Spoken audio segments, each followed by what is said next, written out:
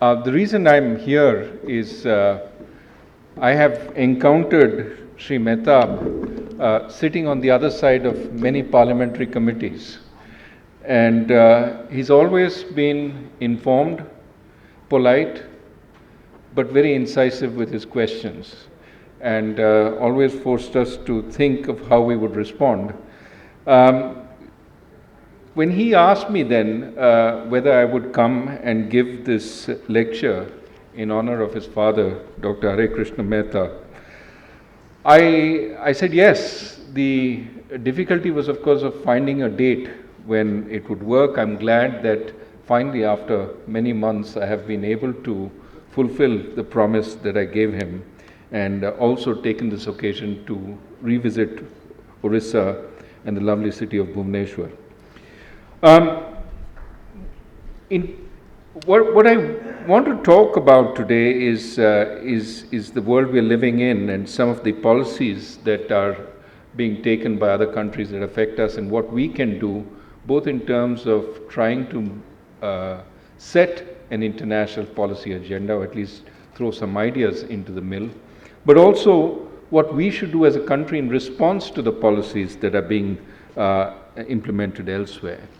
But I'd like to spend a moment on the person in whose honor this lecture is being given, Dr. Harekrushna Mehta.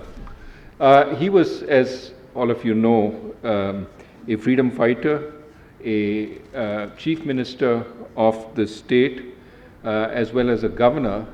And some of my friends from Odisha tell me that he was also instrumental in devising the techniques by which princely states would be brought into the Union of India, and to some extent he also influenced Sardar Patel in that task.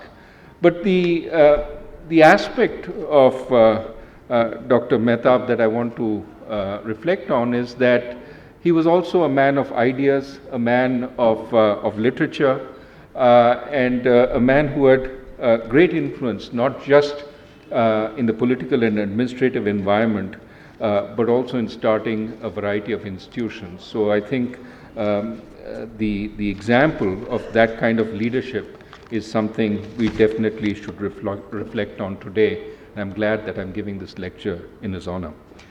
Now, I do want to start by saying that, echoing what Sri Mahatab said earlier, that the world is a difficult place. The world is a difficult place and has been difficult certainly since the financial crisis, but perhaps even before. And today we see countries moving at different speeds across the world. It almost comes to mind yesterday when I was being asked why different countries were in trouble at a dinner conversation. What came to mind is Tolstoy's opening lines in Anna Karenina, where he said, happy families are all alike, unhappy families are unhappy in their own way. And to some extent, it seems to me that one can say that about unhappy countries also. The unhappy countries seem to be unhappy each in their own way, but perhaps we should ask whether in fact there are some common global influences which are making countries across the world relatively unhappy in terms of their growth. Now, within industrial countries, some countries are lagging behind, partly because they took time to deal with the debt pile-up that happened before the crisis. So the deleveraging, for example, of the banking sector has proceeded much faster in some countries, such as the United States, much slower in some other countries in Europe. And as a result, those countries seem to be still lagging behind in terms of growth. Banks aren't able to lend. And I think this emphasizes the point that every student of banking stress has learned, that if there is a banking system problem, better to fix it early than to wait. It only grows bigger, gets worse, and holds back the country's growth if you wait too long.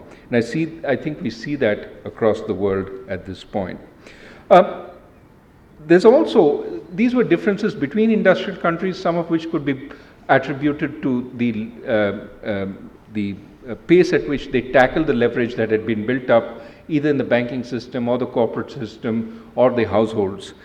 But there's also differences between the emerging markets and the developed countries.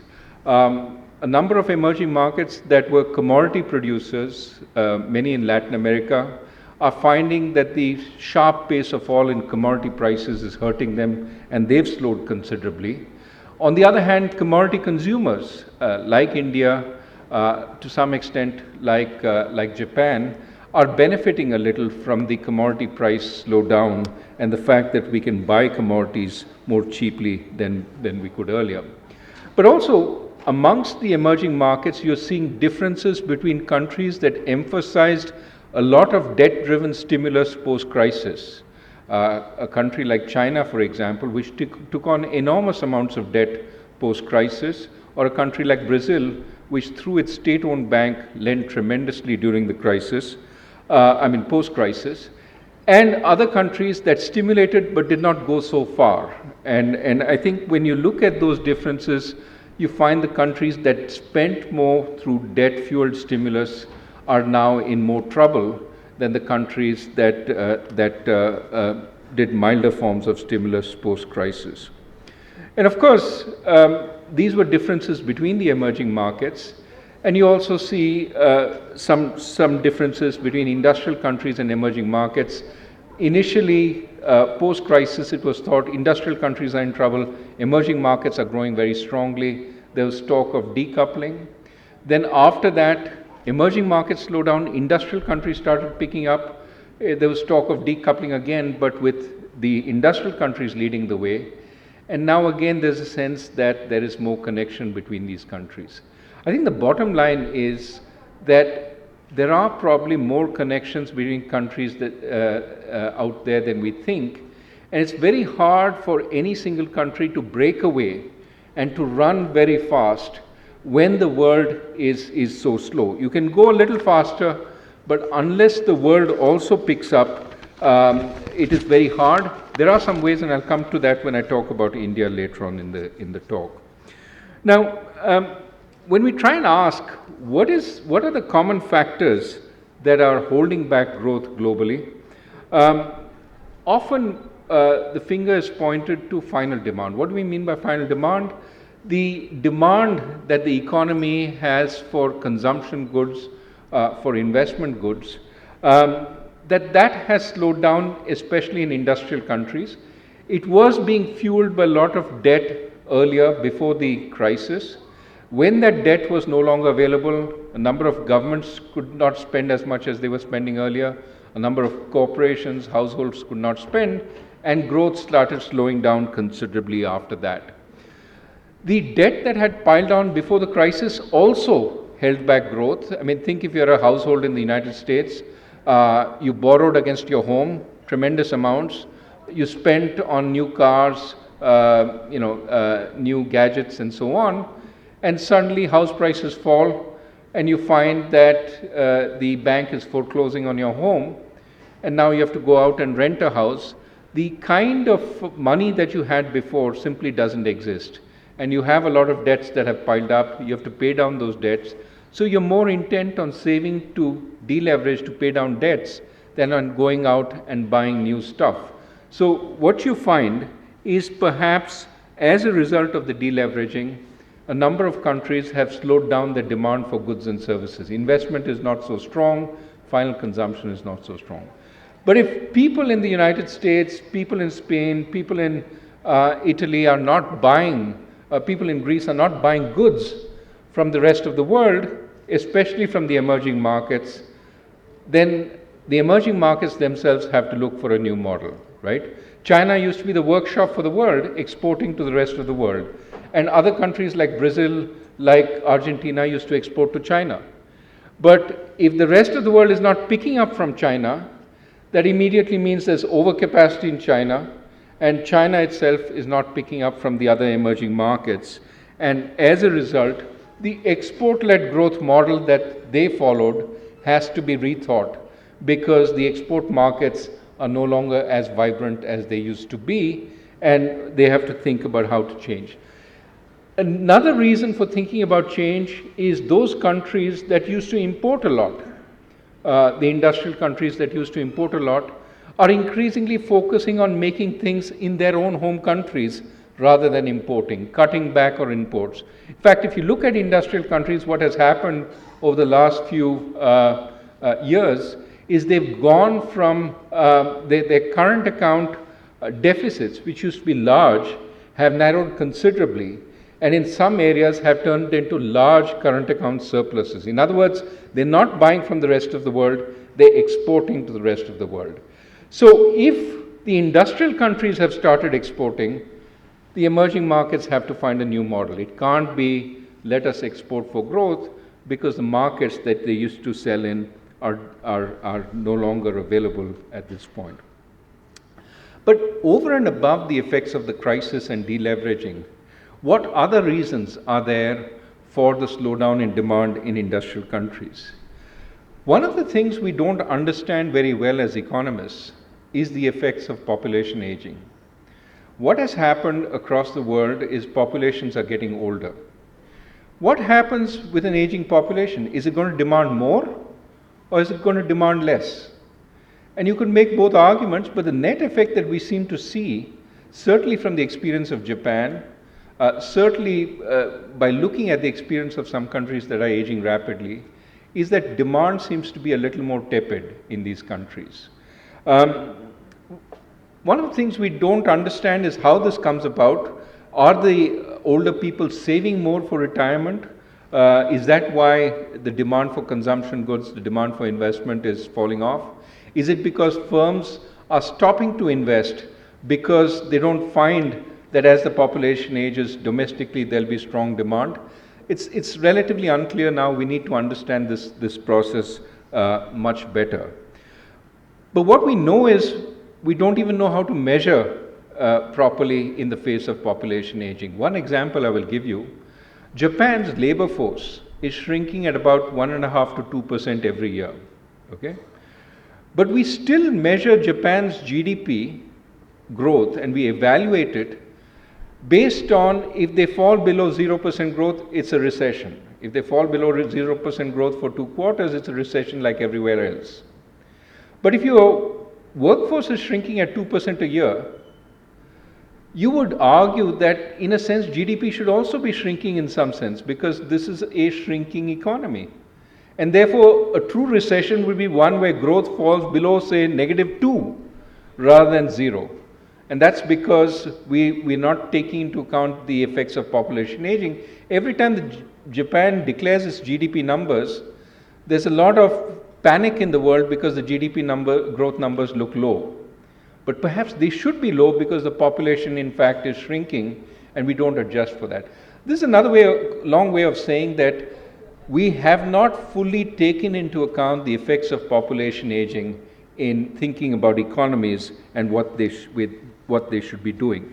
Of course, for India, population aging is some distance away. But there are a number of other countries in the world, certainly China, where the great fear is China will grow old before it grows rich, that it will not have the resources to support the increasingly old people in that economy. And of course, China, the effects of population aging have been much more accentuated because of the one-child policy in the past. So these are concerns that a number of industrial countries, but as well as some emerging markets are facing, and could explain to some extent the slowdown in final demand. People who are growing older are worried and are saving more rather than spending. There's another facet which is observable in a number of industrial countries over and above population aging, that is slow productivity growth. Now, this is a hard to understand factor, because what is productivity? Productivity is the ability to make more with the same resources, okay? With the same human beings working, with the same capital, you actually have greater output. How do you get greater productivity? You get greater productivity by doing things in a more clever way, by bringing process innovations, by bringing technical innovations in which allow you to automate and produce more, okay? Now, if you read the newspapers, if you read the magazines, it seems like we are living in an age of great productivity, right? There's innovations every day. The whole internet is an innovation. Everything on the internet is an innovation. So with all this innovation happening, innovation in medical technologies, now people are looking for the secret of aging and whether we can actually prevent aging altogether and grow up to, I think one billionaire wants to live to the age of 10,000.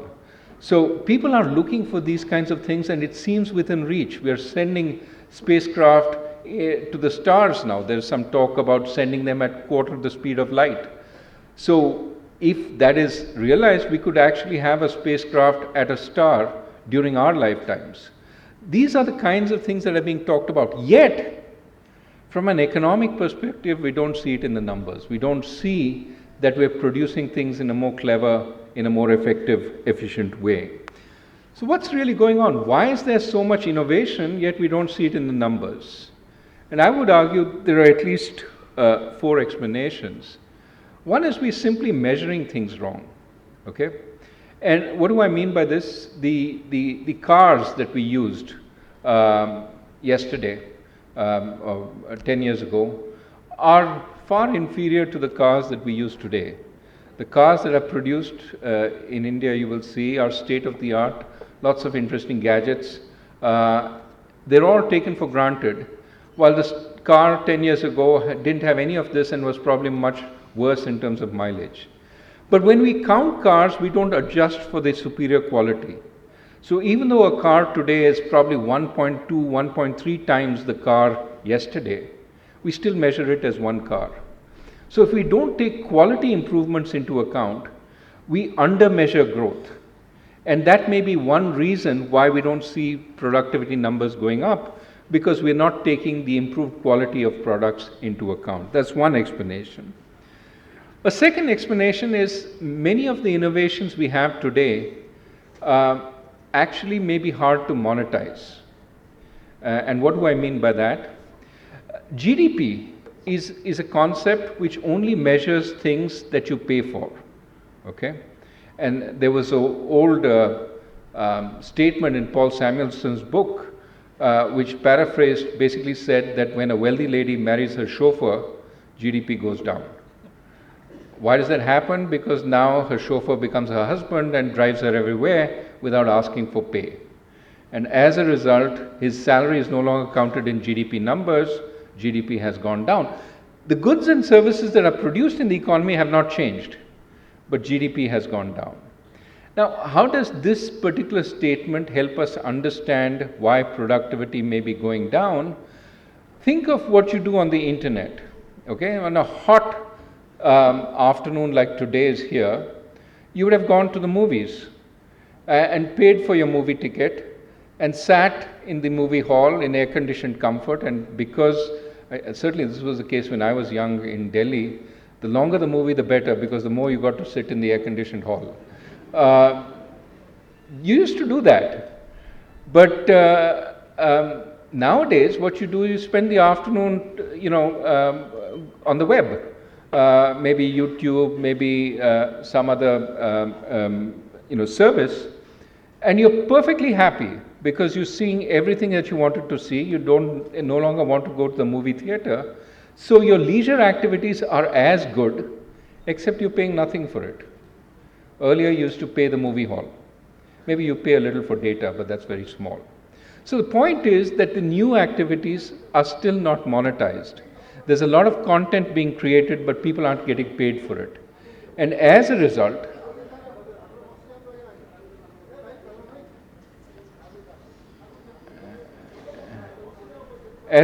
what happens is that we get under measurement, because we're not measuring the value you're attributing to those leisure activities on the net, while we see clearly that you're not going to the cinema hall anymore in the quantity that you used to go. So that's the monetization problem. A third reason productivity may be low is that the efforts to save the industrial economies post-crisis have proved too successful. One of the virtues of downturns are similar to the virtues of forest fires in a national park, in a national reservation. What forest fires do is they clean out the underbrush and make it harder for a forest fire to happen again. Okay, that's why the new sort of technology for forest fires is to let at least some of it burn, so that it makes the forest less susceptible to burning down the line. Similarly, downturns have a cleansing effect. That is, they put some poorly performing firms, cause them to close down, and therefore create space for new firms to come up, new firms to grow. Now, post-financial crisis, what we've had across the world is very, very low interest rates, a very accommodative environment, perhaps, for existing entities. Of course, I wouldn't say finance has been very easy, but it's been easier than otherwise because of the very aggressive monetary policies. And this perhaps has made it easier for firms to stay in business rather than go out of business because they're not being that productive. This has also preserved jobs, low productivity jobs, and as a result, we may not see the productivity increases. Now, I'm not passing a value judgment whether this is good or bad, but it could explain to some extent why we're not seeing strong productivity growth, because in a sense, the economies are sort of full of older firms that are still hanging on, and why we may not see investment, because the younger firms don't see the space to invest and grow because of the existing firms. The last aspect, and of course there are many more reasons one could attribute, this is all researchers are still trying to understand. Last reason why productivity the world over may not reflect what we see in terms of innovation around us is perhaps the oligopoly problem. And this is a point that The Economist has been harping on for some time, which is across the world, the new technologies tend to create oligopolies. If you think about the networks, network effects typically mean that the entity that benefits from those network effects tends to dominate. Take, for example, Facebook as a social media operation, or Google as a search engine. Typically, the larger they are, the more connected they are, the more valuable they are, and more people want to be on them. So the new technologies have the effect of encouraging oligopolies, and oligopolies, however innovative they may be earlier on, over time tend to exploit their oligopoly and sit on innovation. So a number of these entities, large entities, are buying up smaller potential competitors before they can prove a competitive threat, and shutting them down. Sometimes not even using their technologies, but preventing them from posing a competitive threat. And this may be part of the reason why we're not seeing strong productivity growth. One could argue that this is also true of things like patents for pharmaceuticals, patents for intellectual property. Those also prevent stronger growth down the line. So, given all this, whatever the reason, and I have to tell you, there's a lot of debate amongst economists, but there is no clear reason for why we're growing so slowly, and it could be a combination of many reasons. But in this environment, what should we do?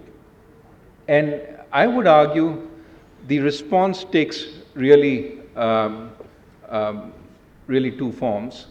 One set of people say what we should do is undertake structural reforms. And I would probably put myself in that camp, that even though we don't understand fully why we are in this situation, let us undertake the reforms in country after country that will elevate our potential growth and make us grow faster. And whatever the reason, elevating the potential of the economy has to be beneficial and lead to stronger growth. And this means increasing the degree of competition in the economy, increasing the participation of hitherto excluded elements such as in many countries women, such as the weaker sections of society, trying to essentially bring more people, more capital to work in the labor force. It also includes things like financial sector reforms, which we are trying to do in this country. So these kinds of reforms would elevate potential growth. We could also think about these factors that I talked about which might be holding back growth. For example, if across the world we have large oligopolies which are potentially holding back growth, we should talk about whether there's a need to essentially create more competition in those kinds of industries. But typically, the response to this talk of structural reforms in a number of countries is it's very difficult. It's politically difficult to undertake these reforms. For example, in a number of countries, labor market reforms, because the labor markets are too inflexible. France is an example. Labor market reforms are proposed as a way to create more flexibility, to create more potential for growth, but clearly those reforms affect incumbent workers and they've been opposed. In a number of countries across the world, you must have seen tussle between these taxi aggregators and the taxi cab owners.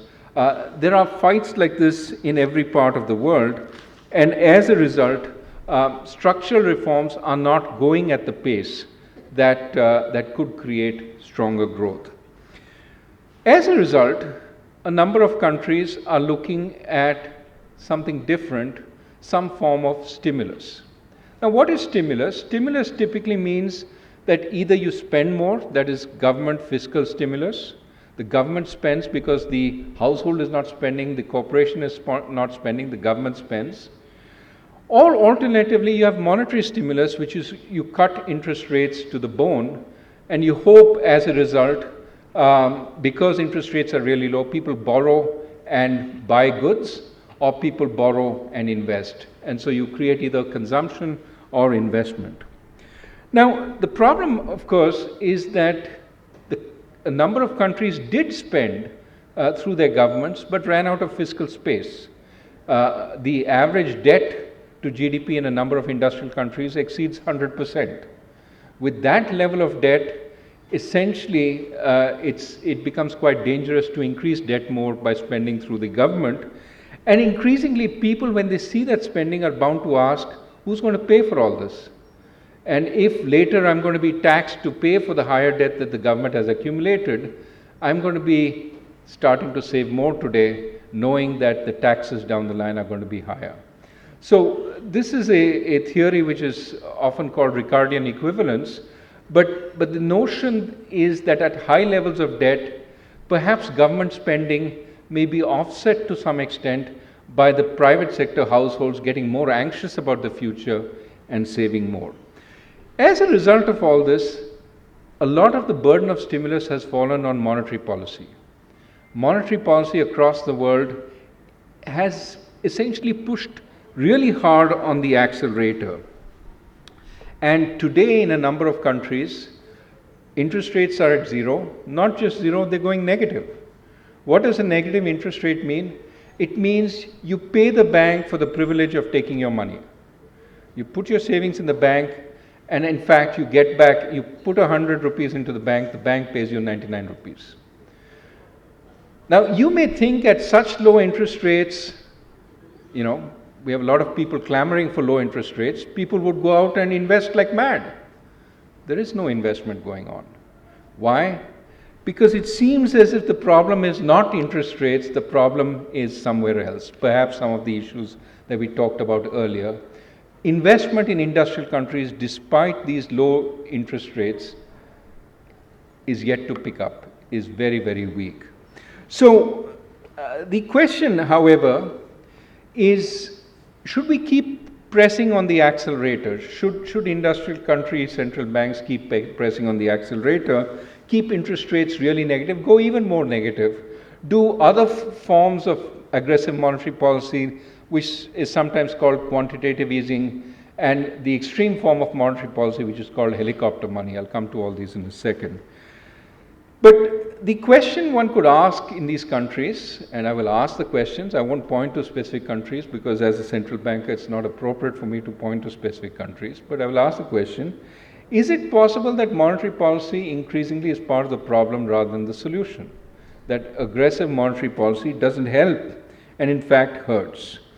Now, we've already talked about one rationale for that. If interest rates are kept really low and firms that should be exiting because they're inefficient, because they're not producing well, don't exit, and new firms don't come in because they don't have access to capital and they don't have a reasonable market because the existing firms are clogging place up, then perhaps we would get too little investment. I'm not saying that is the answer, but that is a potential explanation which deserves to be investigated. But there are other reasons why with low interest rates people will start saving more. Think if you are a person in the 50s who saves a lot by investing in deposits. And now on a deposit I get 0.5% or negative 0.5% because that's where interest rates are. Am I going to save less? Or am I going to say I'm getting so little money on my savings, if I am to retire in style, I have to actually save more. So cutting interest rates may not have the positive effect of people saying, oh, interest rates are so low, savings doesn't really matter, let me go out and spend it. It has the opposite perverse effect that interest rates are so low, I can't accumulate enough money for my retirement, I better save even more. And in fact, if you see, with these really low interest rates, saving rates in these industrial countries are really quite high. So saving rates haven't come down. In fact, in some countries, they've gone up.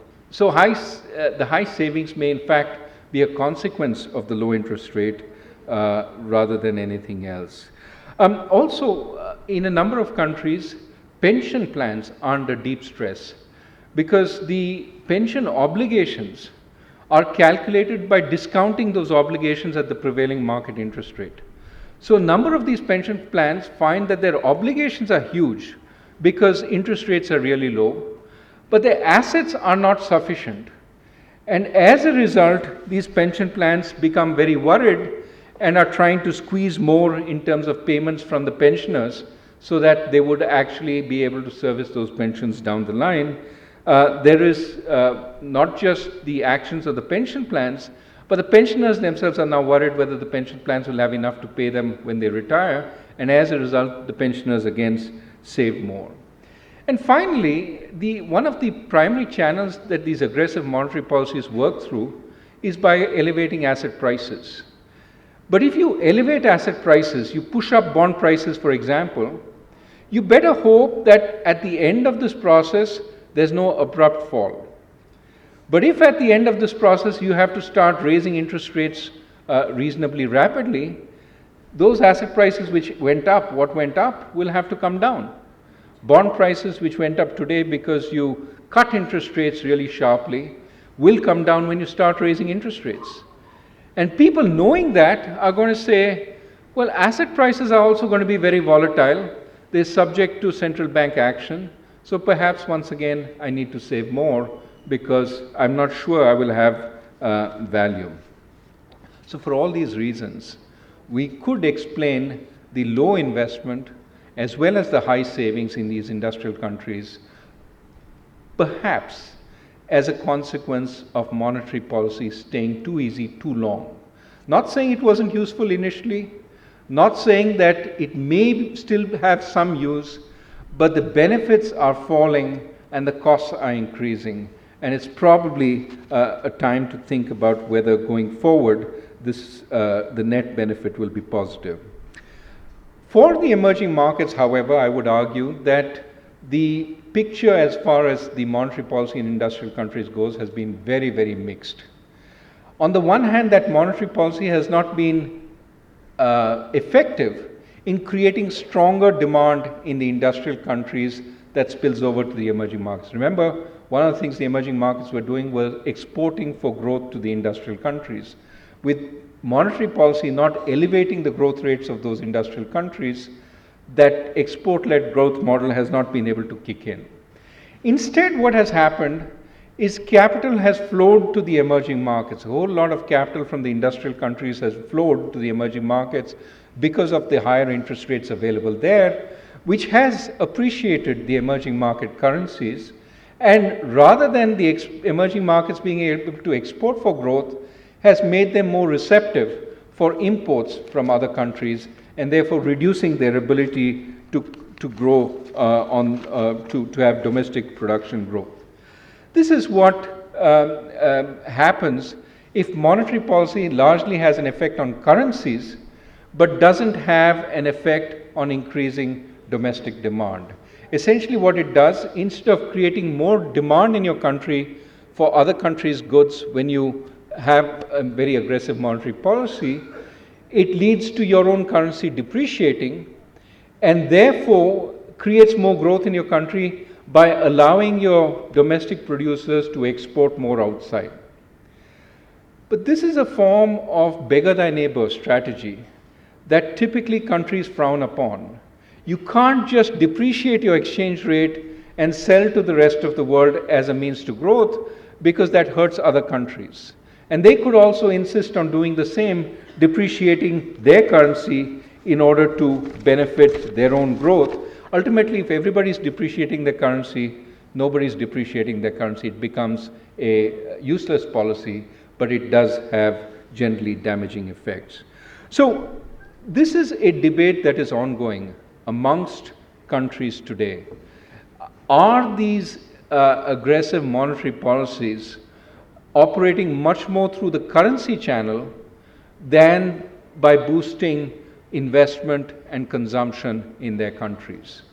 And increasingly the view is these aggressive monetary policies may work much more through the currency channel and through capital flows at this point, given how long they've been used, than by reducing interest rates and creating more domestic demand for growth.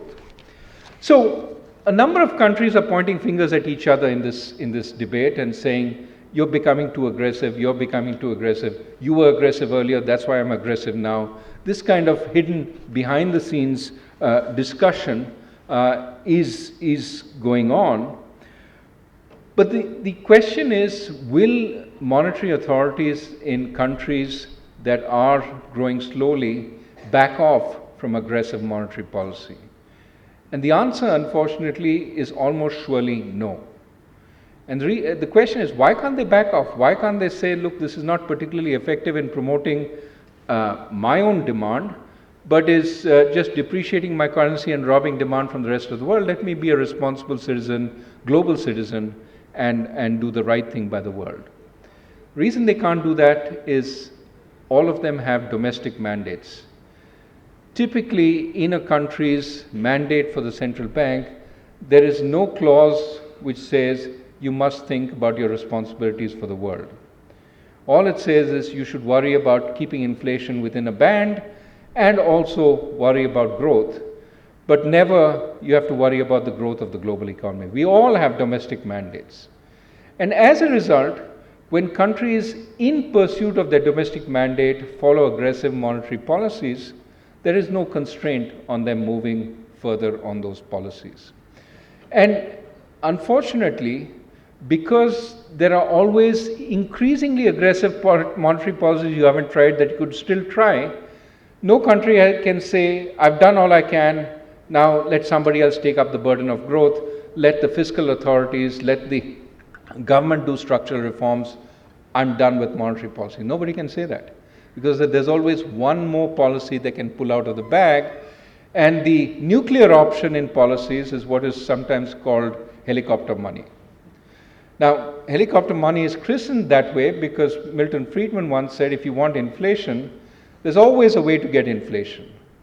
How do you get it? Well, take print money, stuff it into a helicopter, take it up above the city, and throw the helicopter money out of the helicopter. Now, people finding that money will say, aha, this is my lucky day, I've got so much money, let me go and spend.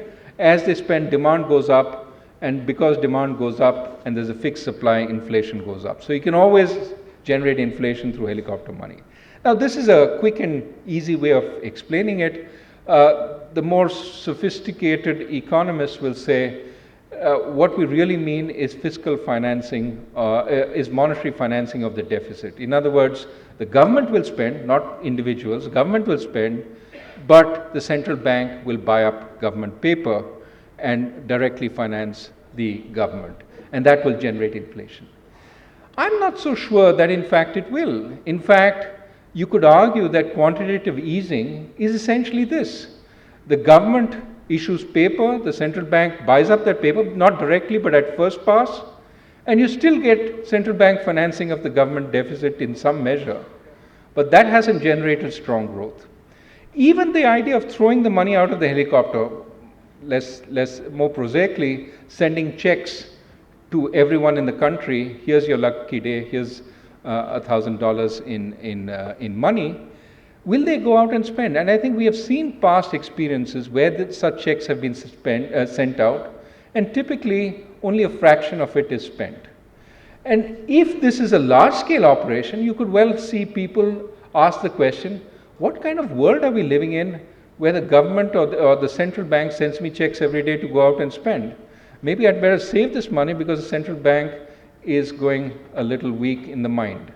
So if that is the kind of reaction this prompts, it is not clear that helicopter money will in fact work. Of course, the sensible economist will say helicopter money really means infrastructure finance through central bank money. But clearly, we haven't had a lot of success in building out infrastructure in industrial countries, and the source of its financing perhaps is less important than the fact that we haven't built out infrastructure. So let me come to the main point, that the monetary policy in industrial countries has been taking on much more burdens, and increasingly is a source of anxiety for countries like ours, because there are periods of risk on when money comes flooding through our doors, and there are periods of risk off when the money floods back in a strong way. We have to manage these kinds of episodes for the international investor. And if we think we're really special and we absorb all this money rather than trying to send some of it back by building reserves, we run the danger that a number of countries have already experienced. A number of countries, for example, in Africa, when the money was coming in, went and issued a number of government bonds. They issued sovereign debt internationally in dollars, got a whole lot of money, felt this was great because foreign investor finally recognized the country and was willing to buy its bonds. Overnight, the foreign investor disappeared. Now they've gone in crisis to the IMF to raise money.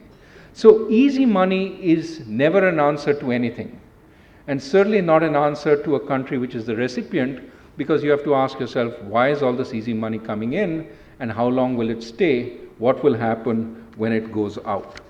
So I would argue, given that these policies in industrial countries are not having that positive an effect, given that the net spillover effect for emerging markets may sometimes be negative, we have to think about rules of the game here. I said many industrial countries can't do anything differently because the central banks are tasked only with thinking about the domestic economy. The only way they think about the international economy is through spillbacks. If I do something which generates trouble for the other country, which then limits that other country's imports from my country, then I'm going to be affected. I take that into account in deciding monetary policy. But if I destroy the other country's industry through my monetary policies, that I don't take into account. It's only the spillback, not the spillover. We have to ask countries to start taking spillovers into effect. I have to say that as a result of actions taken by India in the pre-taper tantrum period, when we pushed the G20 to include the discussion of spillovers in their communique, we were successful in bringing spillovers in, partly because we said this is going to be a problem for us. We were prescient as a country in seeing that this would affect us even before the taper tantrum. We got the discussion in, but just getting the G20 to acknowledge the negative spillovers is not enough. Over time, central banks in this interconnected world have to recognize that at least a little part of their mandate is towards the global economy and not just towards their domestic economy.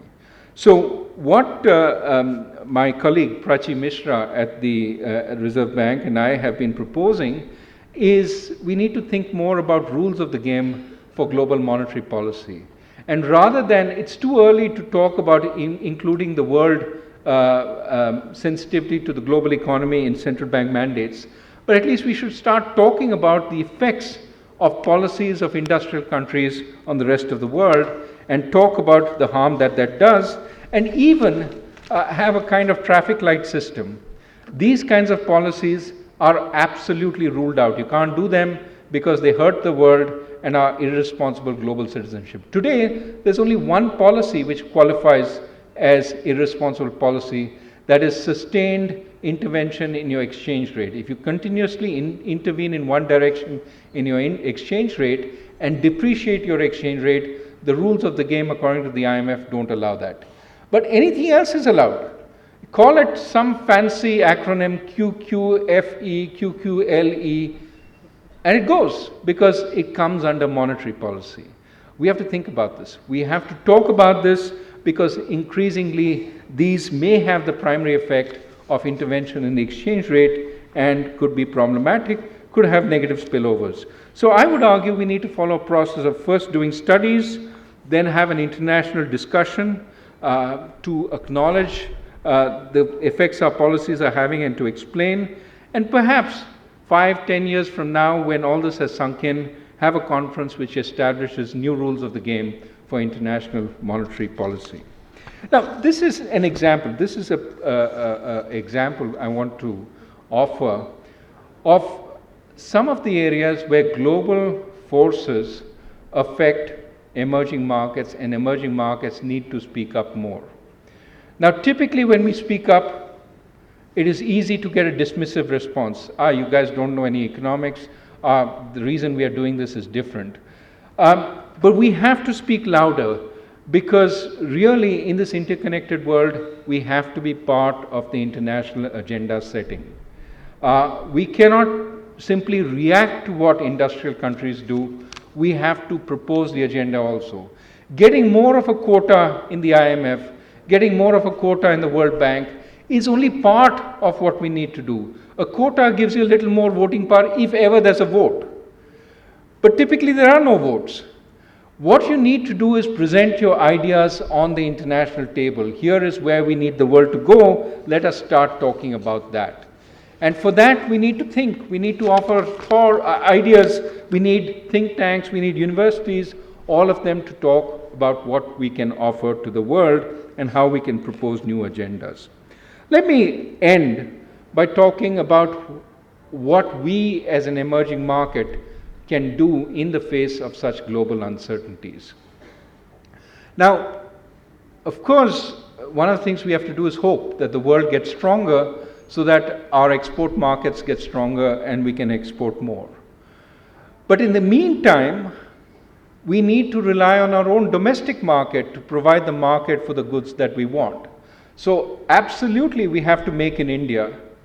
But if the globe is not receptive to our products, we need to sell in India for other parts of India that are willing to buy.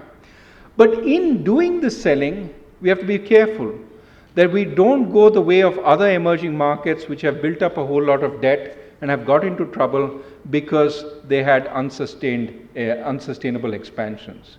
So I would emphasize that we need to grow, but we need to grow with macro stability. We need to ensure that we grow in a way that is sustainable. And for that, we have to grow while keeping in mind that we can only spend so much through the budget, so the government's fiscal consolidation program is very welcome, and we need to stay on that. We need to keep inflation under control because rip-roaring inflation will not be to our advantage. We've seen that again and again. And we need to clean up the banks so that banks are in a position to lend for growth.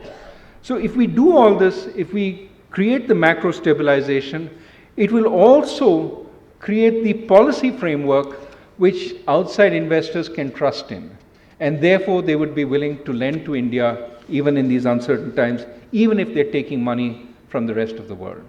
We can also continue on the reform process. Many people are focused on GST as a reform that they want to see, and hopefully it will come in time. But in the meantime, the government is not standing still. We have done reforms, for example, the bankruptcy code this time, the potential for the Aadhaar bill, putting Aadhaar on a firm footing, the extension of crop insurance in the budget, the land titling that is being taken up by the state of Rajasthan. So there's a lot of reform also that is happening, and unlike the rest of the world, we're not standing still here. So reforms will also help attract the international investor as well as a domestic investor and make India a better place to stay in. So the third aspect of this is, or the summary of this is, in our defense against global uncertainty, good policy is the first line of defense. If we have good policies, people will come to India and people will not abandon India in a hurry, no matter what happens in the rest of the world. And investing in India, making in India, is going to be the way we can grow while the world seems relatively weak. And the fact that despite 2 droughts and a fairly weak international economy, we're still growing at 7.5% or so, suggests that we have attained a level of macro stability which is desirable and which we need to continue to preserve. The second aspect of our defense is we've been controlling inflows. As a central bank, we get tons of investors coming to us and saying, open up. Why don't you issue a sovereign bond in dollars? Why don't you issue a sovereign bond in euros?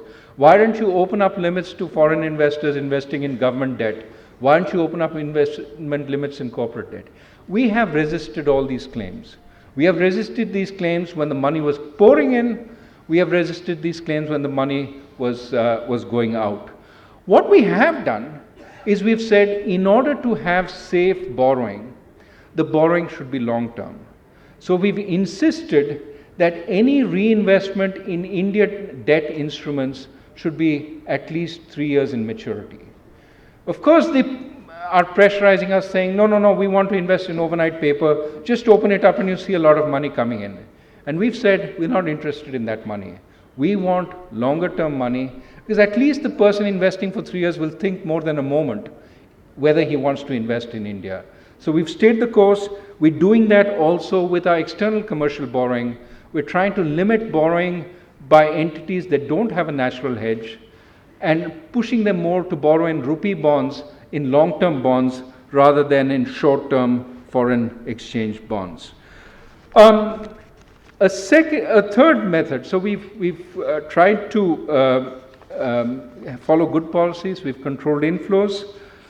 Also, in times when the money is coming in, another way of controlling the buildup of vulnerabilities is to let the money flow out. So we've also allowed outflows.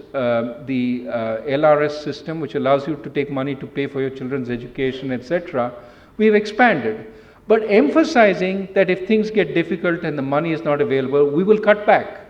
We see this as a macro-prudential tool. When we have plenty of money coming in which can't absorb, we send it out by allowing people to take more money out. But when we need the money, we will reduce these inflows. A fourth aspect is exchange rate intervention. If in fact a lot of money comes in and we feel that the exchange rate that is being created is unsustainable, we do intervene in the exchange rate. If a lot of money is coming in, we buy dollars. If a lot of money is going out, we sell dollars. Typically, we are attempting to reduce volatility in the exchange rate, not determine a level for the exchange rate, and I think over time we've certainly seen that being effective. And the last aspect of our defense is we have reserves. Today we have approximately $360 billion in reserves. It was about 250 a few years back, so we have built it up again. And these reserves serve as a line of defense. Now, in addition to these reserves, we have forward positions, which we have bought in order to pay for the FCNR deposits when they go out. But the point is, by managing the reserves appropriately, we can have a fourth line of defense after good policy, not taking in too much debt, which is short term, some amount of exchange intervention, and some reserve build-up. Put all together, I think we are fairly safe against global volatility, provided we continue maintaining these kinds of policies. We are not as vulnerable to the kinds of difficulties we experienced in 2013 and previous periods in our history. So, bottom line, and I've spoken a long time, thank you for your patience in listening. There is a lot of uncertainty about the global outlook, and that uncertainty is augmented by uncertainty about the policies of others. There's some talk now, the Fed tightening more rapidly. Whenever that talk increases, you hear other talk saying the Fed is not going to tighten. There's a lot of volatility in international markets. There's uncertainty about what Japan will do, what China will do. In the face of this uncertainty, the way to maintain our own growth in a strong and sustainable fashion is really to start by building strong policies and end it by building a fortress balance sheet. A fortress balance sheet for the country that can withstand any potential uncertainty. And to my mind, today, we will experience volatility. We're not immune to volatility, but we are largely protected against the kinds of extremes that we saw. We can never give up vigilance. We always have to continue being vigilant, but I think we are in a much better position than we were. That's a good thing. And I hope that as we understand the world economy better, we will probably participate in new sustained growth. Let me stop there.